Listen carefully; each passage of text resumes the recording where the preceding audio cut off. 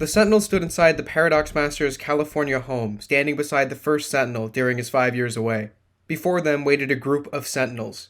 2, 3, and 4. The Sentinel paced around them nervously. At the end of all this, I'll have to wipe your minds. You can't have any recollection of this event. Except you, 1. You can wait until your 5 years are up. He stopped pacing. I'm so confused, 2 said. Are we here to play your game? 3 asked. What's this all about? Why are we here? The only way for us to stop Rogar and end the war for good is for all of us to fight him.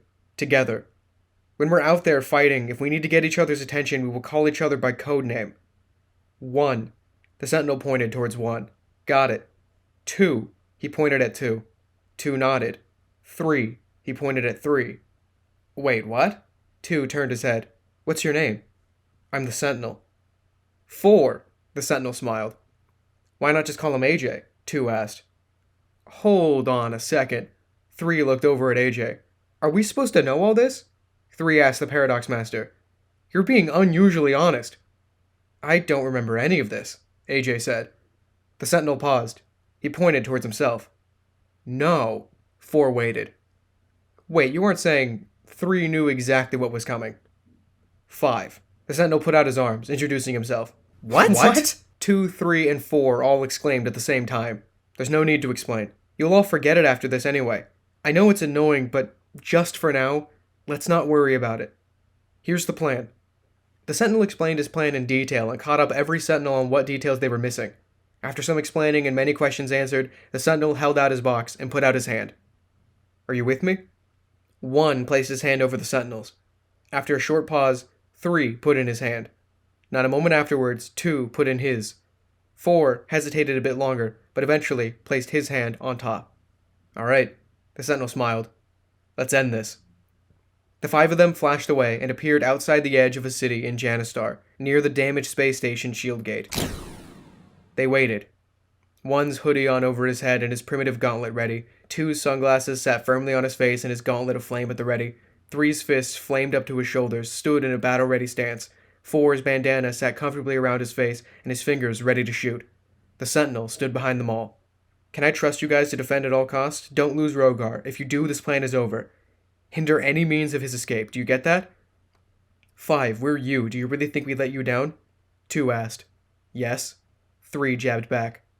We'll be fine, 5. We all hate Rogar just the same as you. 1 reassured him. Some of us more than others. 2 clarified. All right. I'll be back. The Sentinel flashed away. The box instantly became invisible the second he appeared on the surface of Mars. The Sentinel lived this moment 3 times before, but this time it was different. He caught everyone up to speed, and when they left to dig to the core, he stopped digging. He knew that with what was about to happen, his bomb didn't need to go off for this to work. In fact, if the others did, on every side of the planet except the side the wormhole was planned to be on, it would push Mars into it. That's what he wanted. He looked down at the amulet around his neck. He closed his eyes and focused his energy to the sky. A wormhole, the likes of which he'd never seen before, materialized above him, stretching across the sky, warping the very space around it. He smiled at its presence. The wormhole was large enough to fit the width of Mars. This is going to work, he whispered to himself. All right, here we go. He flashed away, back to Janistar, in the heat of battle. 1 slid next to the Sentinel, his feet planted firmly and pushing up black dust, his hands held in front of him defensively. About time you showed up, he laughed. We can use some help over here. 3 stood next to him, snapping his fingers and conjuring explosions around Andromedan soldiers. Where's 2 and 4? The Sentinel looked around. There, 3 pointed. A gargantuan ship sat on the edge of the city. The Sentinel couldn't tell just by looking at it whether it was Garish or Andromedan. Where's Rogar? The Sentinel yelled over the explosions and gunfire. Haven't seen him yet, 1 answered. The Sentinel thought for a second. I'll be back. Keep an eye out for him. The Sentinel grew his plasma wings and launched himself toward the ship. He landed on top and struggled to stand in the harsh winds. He quickly blew a hole in the roof of the ship and jumped down into a corridor. His wings vanished. 2 Andromedan guards stood by the door and pointed their guns at the Sentinel. Hello, he waved. An explosion burst the door open and burned the guards alive. On the other side of the door stood 2 and 4. Hello, he repeated himself. You're back. 2 nodded as a greeting. Follow us. 4 walked past the Sentinel and down the hall. Do you guys know what's on the ship? The Sentinel followed. Scorlions, Andromedans, Terrors, the whole army besides the fighter ships. If we can knock this baby out of the sky before it lands, 4 began. That's the end of their army, 2 finished.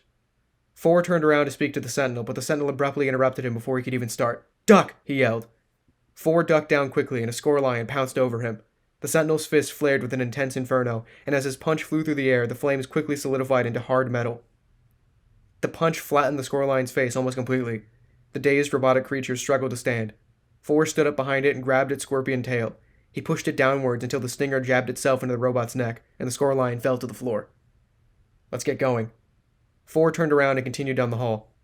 The Sentinel stepped over the score lion and continued down the hall. 2 followed behind him. The corridor ended at a reinforced door marked Hangar. 4 took a step back. How do we get through? It looks plasma-proof. Before any of the Sentinels could suggest a solution, a terror materialized through the door. Instinctively, 4 punched forward, accomplishing nothing. Spark me! 2 yelled, raising his gauntlet. 4 snapped his fingers and the gauntlet became surrounded with electric plasma energy. 2 punched at the terror and disintegrated it with an electrified punch. The Sentinel's shoulders lit aflame. He pushed his side into the wall of the narrow corridor, melting its metal almost instantly. We could go around the door, he suggested. Good idea. 4 blasted at the now exposed circuitry, creating a small passage. He stepped in first, and the Sentinel followed after him. 2 came in last, holding up his fist to preserve the electricity.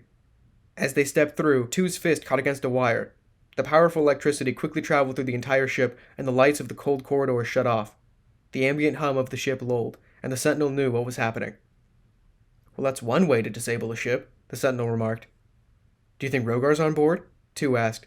We should check, we can't let him escape. The Sentinel pushed through the wires. We gotta make it quick, the ship's going down, 4 remarked nervously. The Sentinel kicked out a wall with a burst of flames. The hole had opened exposed a hangar bay, and in it stood Rogar. There he is, get him! The Sentinel jumped down. Rogar smiled and quickly blasted at the 3 of them with a burst of billowing plasma. 2 rolled out of the way.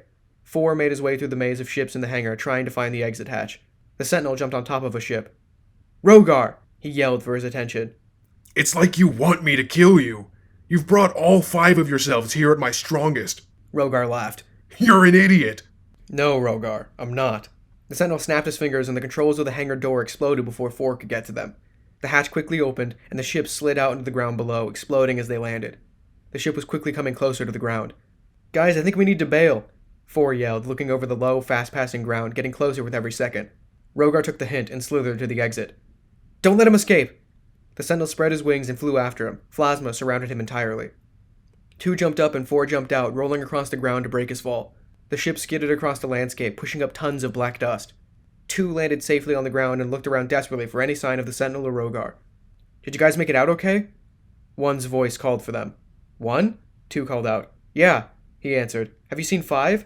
2 asked. Look! 3's voice called as he pointed up. The Sentinels all looked up into the sky. A beam of plasma shot down. The dust cleared with the intensity of the beam. All of them looked towards its target, the ground forming a crater underneath the beam, pushing up dust at the endpoint. Rogar stopped blasting. The Sentinels waited anxiously for the dust to settle. Rogar did too, assuming he had killed the last Sentinel. The dust cleared, and behind it a faint purple glow persisted. Rogar's victorious smile quickly began to fade. All right, Rogar. The Sentinel's voice echoed from behind the glow. His wings unfolded and flapped, pushing away and clearing the dust. You've had your fun. The Sentinel looked up at Rogar, his eyes glowing a deep purple. Now, his knuckles cracked when he tightened his fists. My turn.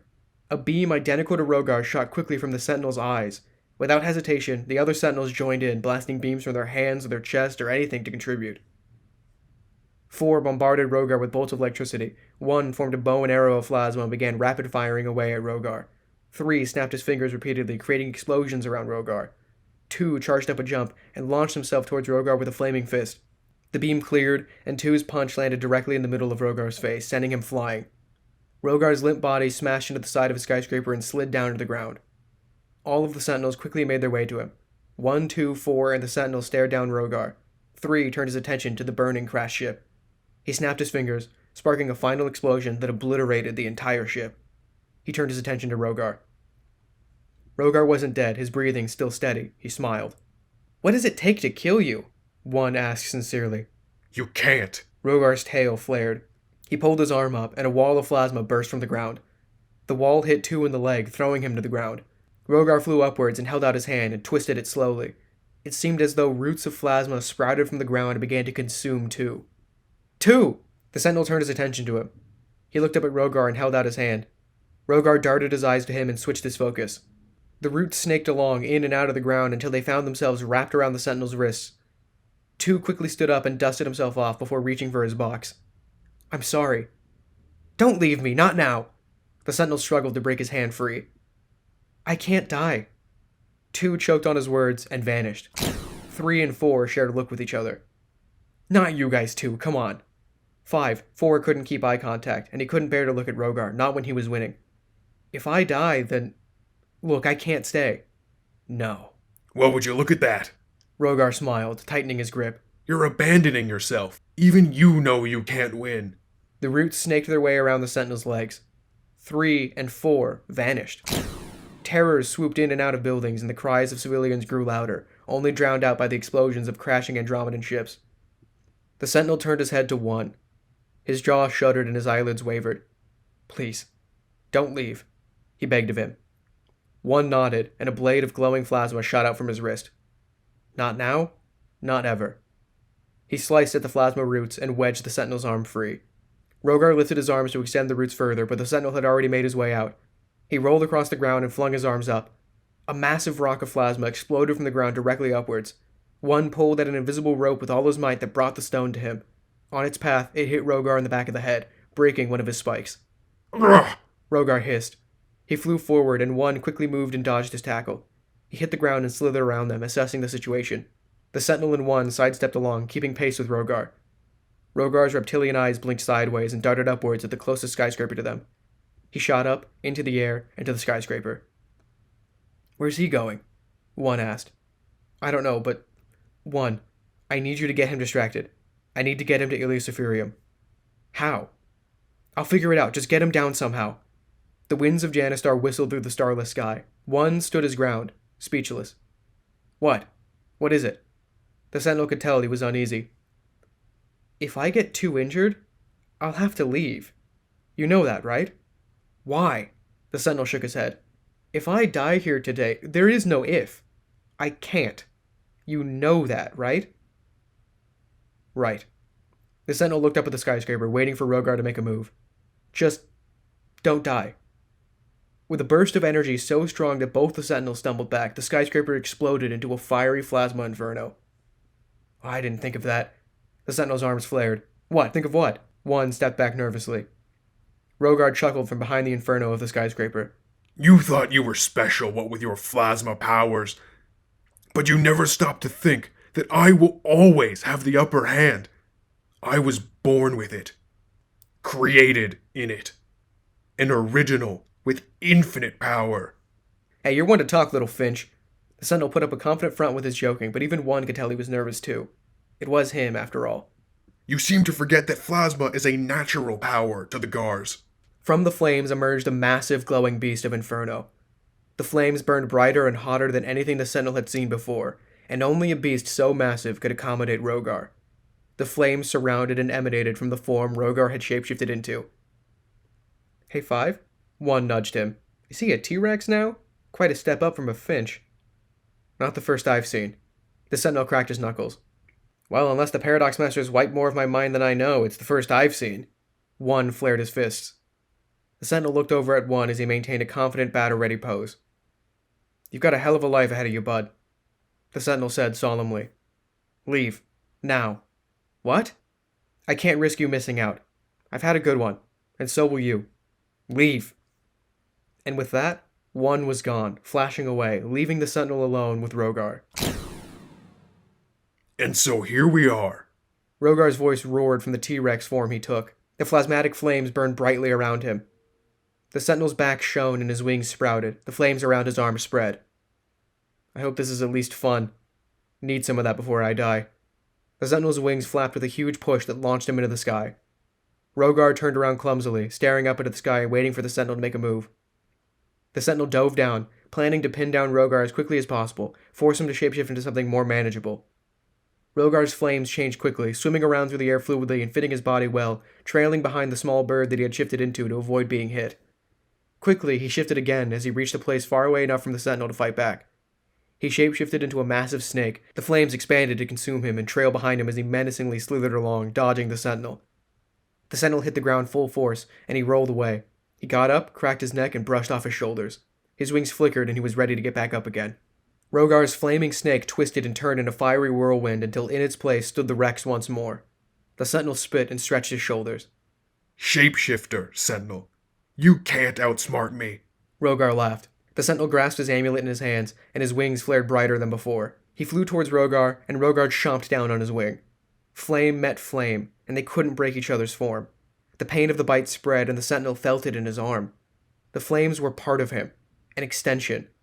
He dissipated his wings and hit the ground with a thud. Rogar peered his massive T-Rex head over the Sentinel's weak body. The Sentinel could feel the flames licking his face and burning through the clothes slowly. Instead of fighting back, he lay still. I win, Rogar hissed breathlessly. The flames surrounding him faded as he shifted back into his normal garish form. Then he extended his scrawny, bird-like arm to the Sentinel's chin and pulled his head up with his claw, forcing the Sentinel to look at him. He smiled, showing off his war-torn teeth and tired eyes. The Sentinel grimaced, but when he could break through the pain, he laughed. Rogar's smile faded. Why are you laughing? The Sentinel stopped and stared angrily. Camo. The box made itself visible directly in front of Rogar's face. The box spun and bumped itself between Rogar's eyes. Rogar and the Sentinel flashed away to the surface of Illiosopherium. The Sentinel held out his amulet and closed his eyes. The sky above him ripped open as the Sentinel spread his arms apart. What is the meaning of this? Rogar growled, staring at the sky, then abruptly turning his attention back to the Sentinel, his head making quick bird-like movements. It always comes back to this. 2073.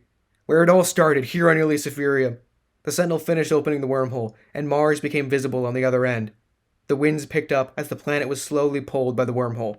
Mars! We return. Rogar scrunched up his face and growled. His scaly fist burst into flames. Resistance, I expected that. The Sentinel closed his eyes. He rolled out of the way, dodging a flaming punch.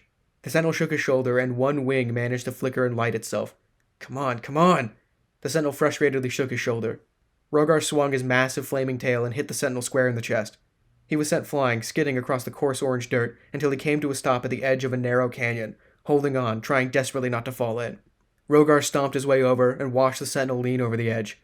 He roared with the power of 1,000,000 gars, and the flames billowed over the canyon's edge, burning the Sentinel's fingertips, and he let go. Falling. He'd done this before, falling. The first time he died, or the clouds and fog of the ruined Manhattan on the dead planet he called home. Come on! His voice shouted to himself in his head. Come on! His wings wouldn't open. Crack. He hit the wall. Boom. He bounced off and hit the other side. The canyon grew narrower. Crunch. He wedged himself inside, at near the bottom of the canyon. A rumble shook the walls of the canyon fiercely. The Sentinel used what strength he had left to push himself up.